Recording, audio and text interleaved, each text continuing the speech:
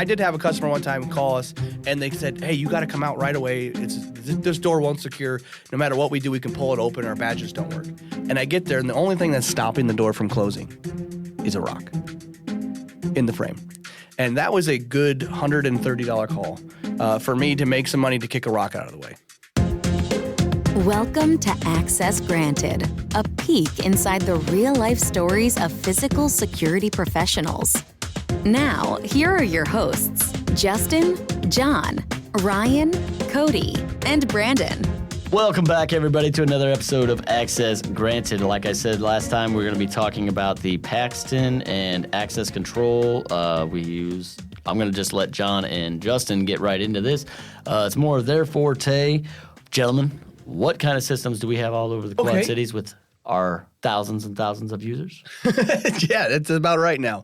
As we got back into this, as we evolved as a company, we chose Paxton as one of our main vendors, because it starts as a single door system and it's easily expandable. And then we have several offerings that we can do with that. We can do the Paxton Entry app, which we can buzz people in through a single door and allow it to come to your phone for a small monthly fee. You can do that and send codes and allow people to in at your apartment. Or we can do a full access control system where we can use mobile credentials and key cards and fobs to open and secure your business or house or church. Right, and primarily we use Paxton for that, and we do a managed service with our Paxton10, and we do a standalone service with our Net2, and then we, like he says, we have the Paxton Entry that we have video access for apartment buildings and so forth. Yeah, and with the Paxton system, which is one of multiple systems that we rep, we can go and seamlessly allow somebody with their phone to manage the property through their web-based software, and then also open the door with their phone. And whether that be a video call coming in to see who's ringing the doorbell, or that to be it's in my pocket, I walk up to the door, I touch the reader, and it opens. How long has it been? Almost 5 years. About 5 years now since we've started running these systems. And we have ran these systems not only in the Quad Cities, but how far have we stretched with these systems now? Between Paxton and the Bosch intrusion detection systems, we're 5 states now. Yeah, so let's just go into a typical Pax10 installation with managed service. Right quick here, the difference here, the Pax10 and Net2. Pax10 is a web-based software that allows for mobile credentials, and Net2 is a standalone local software that is on a local computer that does not allow for mobile credentials. When you get a call to go fix the Net2, you have to physically go on site, correct? And they have to have a computer running. Excellent. And then the other one you can do from the office, as we have had to. We sell server space, and I just need the internet access. But anyways, go on, John. Yeah, so when we're looking at a system, we get a call, and someone says, "Oh, I want to add, access control," or most of the time they say they want to add a fob system to their facility. Then we would go out, we'd look at the doors, we make a determination of what hardware. Once again, we go back to that same thing over and over again. We start with the hardware. Do you need locks that are always locking? So you need a storeroom function instead of an entry or a passage. We're going to install electric strike. So what kind of frame do you have? Is it full of concrete? What's it going to take for us to install a strike? Or do you have, or do you need exit panic hardware because of occupancy or something that we have to look out for, life safety and so forth? And once we make a determination, then we can make a determination of how to electrify it, whether it be an electric strike, whether it be a latch retraction kit, whether it be a terrible word, mag lock. Mm-hmm. So that could be one of the, in some cases that is the only option. It's not our first go-to. So when we're bidding these systems for people, what we try to do, just like we've talked about in the past, we try to maintain life safety and egress, so people leaving the building. But access control is primarily an ingress application. So when we are looking at a system that we're putting in at your church or your business or your building, we're taking in the fact that, yes, we're going to control access to the property, the ingress, but when we're updating this, when you're spending the money on that, it needs to also meet the life safety and egress, the outflow requirements. And John and I do a good bit of quoting on that. We can do a lot from a picture. A picture does say 1,000 words, but sometimes it does take a site survey. Right. And, I mean, we can do it from a picture. We do prefer the site survey. That way we don't run into any surprises when our technicians get out there to actually install it. Like a 20-inch thick brick wall. Yes. Oh, good job on that, Brandon. Good job on the timer, Brandon. I'm just still sitting at staring at zeros over here. So we got free time then. Yay! No. So when we and once we figure out the hardware and we figure out how we're going to electrify the hardware, then the next step comes in is that are we going to install the controller, the door controller, locally, or are we going to install that in a common area? So, I mean, there's differences there about the hardware we use and how we do it and the number of wires. And the nice thing about Paxton as a whole, their boxes come with what's referred to as PoE, Power over Ethernet. So I can run one wire to the door and then disseminate from a box above the door down to the reader or the strike, which makes the installation quite easy. There's a lot of other systems out there that do that. It's just the one we chose for ease of use and the variety of materials that they have on offer was Paxton. Right, and even if we decide to put the Paxton boxes in a common area, we can run what we call banana cable, and that has everything in a single cable, all jacketed together. Yep. So it'd have network, it'd have power cabling for the strike, and then cabling for the reader. And one of the nice things about the system that we're doing is it's fairly expandable. So if you bought a single door controller and you were badging in and out of the back door, we can, for a fairly easy cost, which isn't like, oh, we sold you a 4-door system, but now you're going to go 8. You're going to have to redo everything for me to do that. The Paxton's a single door controller, and I can expand that up to 10,000 doors or 10,000 doors if you want. And then you could add entry app later. So if it's an apartment and we were badging, just the residents had a fob, but later on the residents now want a video entry, we can add that without having to rework anything, and it's a seamless transition in the software. As Justin was saying, we can do the expansion, but we can also do multiple site. In other words, you have one site and you're doing it, you have a small office here, and you do your access control, and you say, oh, I really like this, I want to do another site. It doesn't have to be a separate system. We can tie it all together so you're using the same app, the same pane of glass to look at both sites. Yes, and another nice thing, too, is not only is it expandable across sites, but we can also add intrusion alarm integration. So you can arm or disarm the door. You can do remote door opening. We can do event logs depending on what you're looking for, and set schedules to remotely unlock the door. Or if Joe comes in at 2:00 in the afternoon and you want the door to open after Joe's in, we can do that kind of stuff. So as long as we're talking about that, Justin, let's talk about why someone would want or need access control.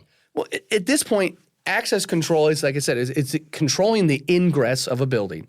And at this point, it's convenience. Though we are very good at, and we make a living rekeying doors, access control allows you to rekey that door, allow to restrict the access fairly quickly, and also control the access on a schedule much better than a key would. Right. So in other words, if for some reason that you had to let an employee go, instead of having to worry about key returns and everything else, and have someone having access to the building, now you can go into the system and HR can immediately disable that key fob or card or mobile credential. And it also allows us to restrict access via a time profile. So if I only want Cody here, who's sitting right next to me, to have access to the shop on Thursdays at night so he can clean. That done? Yeah, so he's going to start cleaning everything. We can do such things. I can also do one-time access with a PIN, a key fob, which is like a little tiny tag, or even a card. And we can print on those cards. So we can do some really unique things, and it's all software at that point. Right. The boxes are pretty robust. Paxton has a decent return policy and a low rate of failure. Paxton is made in Britain and England and South Carolina. They don't seem to understand daylight savings time. Oh, in Britain. damn, he took my only talking point. Well, Yeah, I think Ryan was everybody. going to say the only problem we've had recently with the Paxton10 app and mobile software was we've had some customers had some struggles with some scheduling issues because Paxton, as a British company, apparently doesn't understand daylight savings time. But we've gotten a lot of the bugs fixed, and we've appreciated the patience of our customers. Yeah. So it's not like we haven't experienced our own little issues from time to time, and it's every piece of software that you have or anything else. You'll have bugs in it, or you'll have something else going wrong. While we got it, let's just give them an idea of cost. So what you're looking at for us to $1 million. Yeah, $1 million every time. You send me a check for $1 million, we'll be good. You can have any door you want, access control. You're looking at between $3,000 to $6,000, depending on the type of door per door, to add access control. But that includes modifying the hardware. That normally includes modifying the hardware. Now, granted, there's always outliers, and the outliers I will say, are going to tend towards the more expensive. It's very, very, very, very rare that you're going to, that's only going to take me $1,000 to do that. If someone's telling you they're going to give you managed access for $1,000, what's going to happen is on the back end there's going to be a huge monthly cost. And if that's what you're looking for, that's great. We also, with that, there does come either a yearly or a monthly subscription depending on what you're doing with it. If you're going to have an entry app, you're looking at a monthly subscription per user. If you're looking at just a couple doors, there's going to be a yearly subscription for you to rent space on our computer and servers to host the Paxton network. On some of our access control, like for apartment buildings and so forth, we actually can tie it into your management platform. Yeah, and one of the things we do our certified installers for a company called Butterfly, and they do video entry and apartment door integration. We do wireless deadbolts there. We've done that at several different buildings now. And the customer, the customer, which is the building management profile, can change the code and load everybody up through their building management software. now that, I'm sitting here feeling like a smart man, is there anything else? No, I mean, like I said, we rep several different customers right now. Our niche is the 1 to maybe 12 door systems that's where we're winning a lot of. We can do enterprise systems, which are going to be lots of them. In that case, we're going to move to a different supplier than Paxton, and it would be something like Bosch or Linnell, or even in some cases, like a Brevo in the mid-grade softwares that we can use. But the Brevo is strictly a managed platform. Yes. And we try to tailor it to the customer's needs and try to get them. We also represent a company called iPhone, which is a industry leader in the video entry app. So if you're just looking for a video entry call from your front door on your condo or your apartment, we might just go with an iPhone because we don't need the rest of the fobs and everything else. An iPhone, you can have an iPhone system that's 30 years old, 40 years old, and iPhone has taken the time to actually build new integration boxes that you use all the old wiring and everything else, and now you can upgrade that system. So if you've got an old condo and you've got the 2-wire intercom that's sounds all staticky now, and you want it to have a video entry so you can see the person, 2-way communication in an app so you can remotely open the door from anywhere, call J&J. Does anybody here have either a horror story of access control where you came upon something or even a funny one? I would say most of the time the funny part is when the customer gets access control on their whole building. And we do a lot of third-party work where we do the lock work for them. And they don't rekey the door after they're done. And then, the guy they're trying to lock out still carries the key and he can come in after they're done. Right. And, he talks about that. And when we talk about us looking at the hardware, done several jobs where the customer said, absolutely, I do not want to spend the money to change out that lever to an always locking lever. So I'm going to leave the entry function on there or the classroom function. And in 2 weeks, 3 weeks, 5 weeks later, we get a phone call, your system failed. And lo and behold, guess what? It's because somebody took that little thumb turn on the back of that lever, and they turned it, and now the door is permanently unlocked. So our system works fine, but the door is unlocked, not something I can control. Or they have a classroom function, and someone actually used a key, unlocked it, and left it unlocked. Yeah, and then they call you, and they're like, hey, my door's not working. I can open it no matter what. So it's got to be the electronics that you put in. And it's like, nope, it's definitely a key. Ryan, you got anything? No. Like I said, that's the big one. Or I did have a customer one time call us, and we didn't install the access control system, but they did call us to service it. And they said, hey, you got to come out right away. This door won't secure. No matter what we do, we can pull it open. Our badges don't work. And I get there, and this lady, they'd been trying to work on it for a couple days now, and the door had been unlocked. And I get there, and the only thing that's stopping the door from closing is a rock in the frame. And they had been stressing, and that was a good $130 call for me to make some money to kick a rock out of the way. We'll take it. Well, guys, we're working on some displays for some of this access control stuff, so come down to the shop at 1304 West 4th Street, Davenport, Iowa. Come check that out. Or if you have any questions, you can always call us on the phone at 563-322-0123. We'll be back next time to talk about school safety. Thanks for listening to Access Granted, a podcast by J&J Access and Security in association with TAG.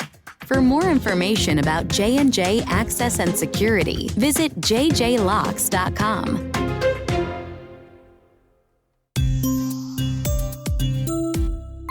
TAG.